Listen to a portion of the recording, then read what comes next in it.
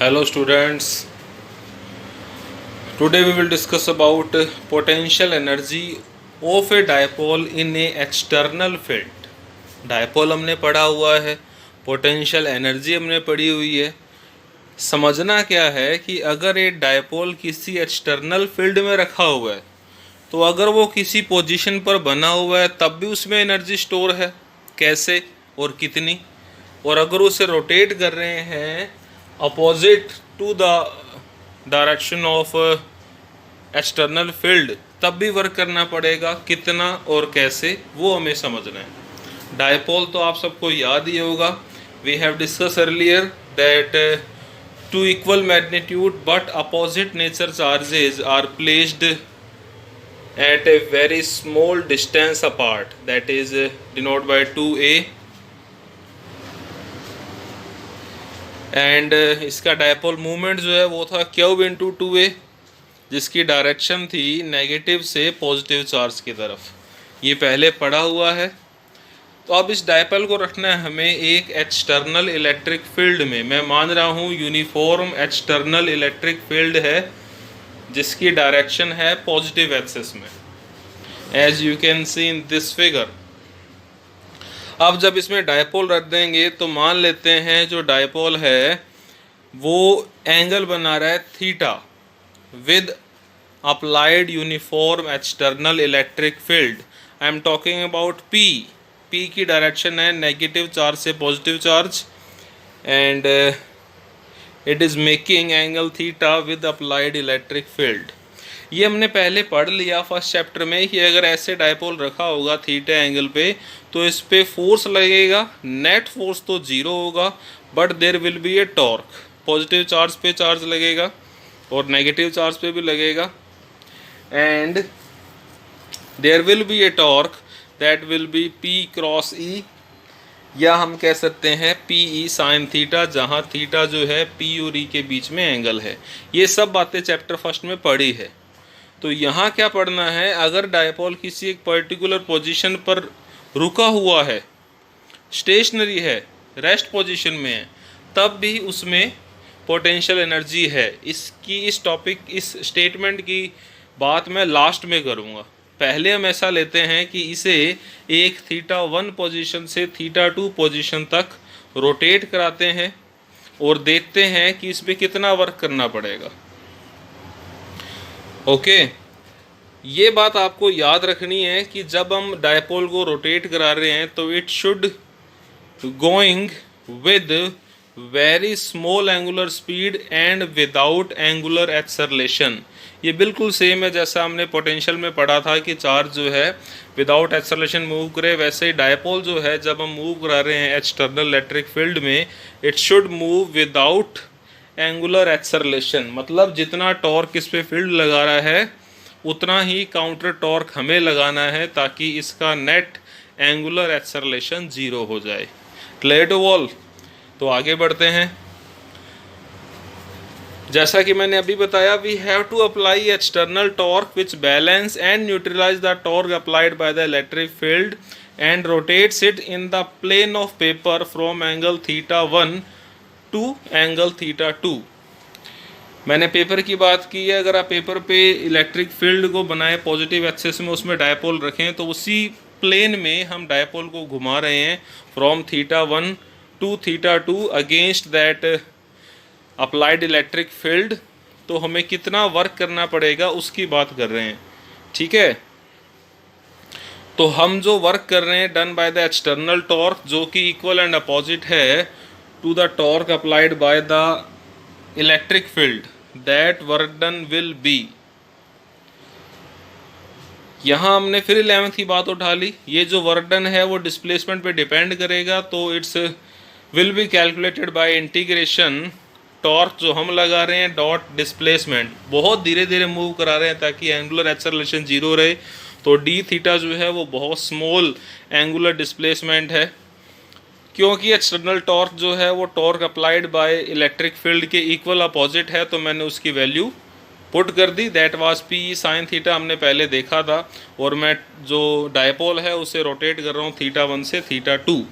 Let's do the integration. PE is constant, it will become outside from integration sign, and integration of sine theta is minus cos theta.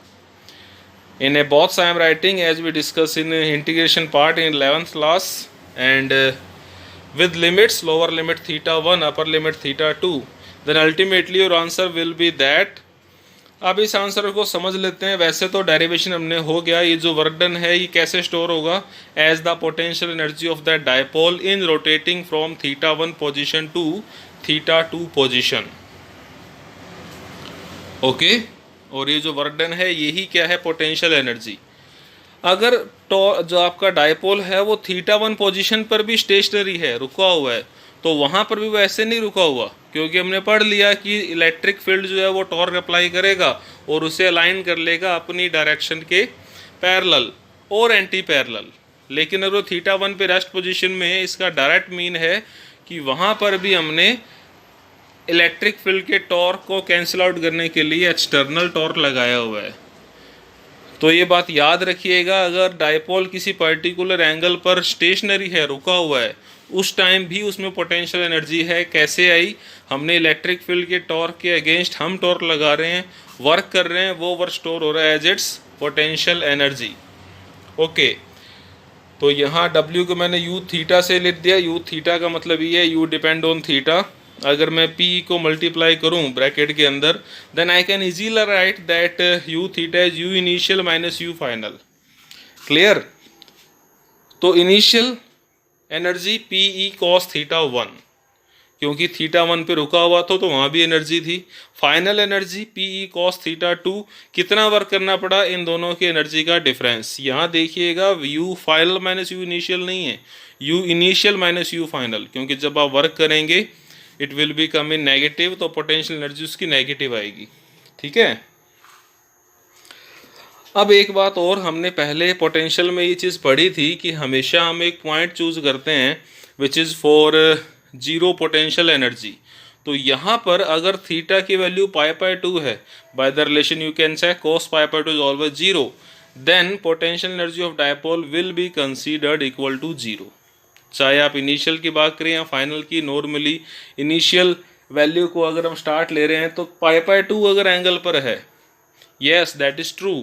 आपको सुनने में अजीब लगेगा, अगर dipole electric field के perpendicular रखा हुआ है, P और E में एंगल जो है वो 90 डिग्री है, then the potential energy of dipole will be considered is equal to zero. याद रखिएगा इसे, न्यूमेरिकल्स में ये बहुत फ़ायदा देगा. तो इनिशियल नॉट इनिशियल, जो आपकी जीरो पोटेंशियल एनर्जी की वैल्यू है, वहाँ से जब उसे रोटेट करेंगे then we can calculate the required work done. Zero potential energy का मतलब है डायपोल इलेक्ट्रिक फील्ड के परपेंडिकुलर रखा हुआ है. Clear to all? तो अब एक एग्जांपल और ले लेते हैं जिससे टॉपिक क्लियर हो जाए. यहाँ पर हमने इतना समझा है भी, अगर डायपोल को इलेक्ट्रिक फील्ड में रोटेट कराएं from initial position to final position theta 1 से theta 2, then we have to do work, क्योंकि हम चाहते हैं ये विदाउट एंगुलर एक्सेलरेशन मूव करे. तो जो टॉर्क इलेक्ट्रिक फील्ड लगा रहा है उसके अगेंस्ट हमें टॉर्क लगाना होगा, दैट इज एक्सटर्नल टॉर्क. इसमें जो वर्क करेंगे हम, that is stored as potential energy. अगर डायपोल किसी पोजीशन पर बना हुआ है, that means it also have a potential energy, क्योंकि अगर वो वहाँ स्टेशनरी है किसी एंगल पे, इसका मतलब वहाँ भी हम काम कर रहे हैं. And third most important thing, अगर डायपोल इलेक्ट्रिक फील्ड के परपेंडिकुलर रखा हुआ है, that position will be considered as zero potential energy position for that electric dipole. Clear? तो यहाँ बात मैंने फिर थोड़ी सी और डिटेल कर दी. अब मैंने थीटा 1 π/2 लिया है, थीटा 2 कुछ भी ले सकते हैं, मैंने एंगल थीटा वो परपेंडिकुलर रखा हुआ है, वहाँ पोटेंशियल एनर्जी जीरो है, वहाँ से हम किसी एंगल थीटा तक रोटेट कर रहे हैं, तो इसमें कितनी पोटेंशियल एनर्जी स्टोर होगी? That will be, I put it theta 1 π/2 cos π/2 zero, theta 2 को हमने थीटा पुट किया तो आंसर आया माइनस PE cos थीटा. और हम सब जानते हैं दो वेक्टर क्वांटिटीज़ का डॉट प्रोडक्ट का आंसर PE cos थीटा ही होता है. A और B अगर डॉट में है तो A dot B is AB cos theta. Same I get the answer that U is minus P dot E. This formula will help you to calculate the answer in MCQs questions. Okay, I hope this topic is clear to all. Let's discuss a example. एक electric dipole है of line 2 centimetre is placed with its axis making an angle theta that is 30 degree to a uniform electric field of 10 raised to power 5 Newton पर coulomb. ये intensity दे रखी है electric field की। अब इस पर torque दे दिया है, if it is experience a torque of 10√3 newton metre, then you have to calculate two things. First, magnitude of charge on dipole and second, potential energy of dipole. तो dipole पे charge कितना है ये निकालना है, और इसमें 30 डिग्री पे रखा हुआ है, वहाँ तक कितनी एनर्जी स्टोर है। तो हम इसे कहाँ से लेके आएंगे? From zero potential energy position. पहले चार्ज निकाल लेते हैं। तो हमें पता है टॉर्क का फॉर्मूला, डिस्टेंस 2 सेंटीमीटर है तो ये आपका 1 सेंटीमीटर हो जाएगा। थीटा 30 डिग्री है, ई दे रखा है, टॉर्क दे रखा है, and we know that formula of torque is P E sine theta. तो P की वैल्यू पुट करेंगे, ये हो जाएगा क्यू 2AE साइन थीटा। हमें क्यू निकालना है, टॉ पता है, A पता है, E पता है, थीटा पता है। Then easily we can calculate that Q will be, after putting all the values, it will be √3 × 10⁻² coulomb. खुद सॉल्व करके देखें आप। अगर आपसे नहीं आंसर कैलकुलेट हो रहा है देन आप कमेंट सेक्शन में मुझे बता सकते हैं। ये तो पहला पार्ट हो गया। सेकेंड पार्ट, इसमें कितनी पोटेंशियल एनर्जी है। जैसा मैंने पहले बताया, अगर एक पर्टिकुलर एंगल पर रखे हुए डायपोल में पोटेंशियल एनर्जी निकालनी है, मतलब उसे कहाँ से लेके आ रहे हैं हम? From zero potential energy position. You can directly take it -P cos theta, और you can put θ1 is π/2 and θ2 is 30 degree, क्योंकि उसे जीरो पोटेंशियल एनर्जी पोजीशन से 30 डिग्री तक रोटेट किया जा रहा है। ठीक है। So θ1 is π/2 and θ2 is π/6, 30 degree π/6 होता है। Put these values in the formula, and after putting value of Q, A, E and cos π/6, you will get the answer, and that will be -30 joule। हमने पहले discuss किया था कि जब answer negative में आ रहा है तो उसका क्या मतलब है, पॉजिटिव में आ रहा है तो उसका क्या मतलब है। आई होप ये बात क्लियर है आपके। तो यहाँ पर आपका जो आंसर है इट विल बी -30 जूल। ये वो एनर्जी है जो डायपोल में स्टोर हुई, इसे जीरो पोटेंशियल एनर्जी पोजीशन से 30 डिग्री तक रोटेट करने में विद जीरो एंगुलर एक्सेलरेशन।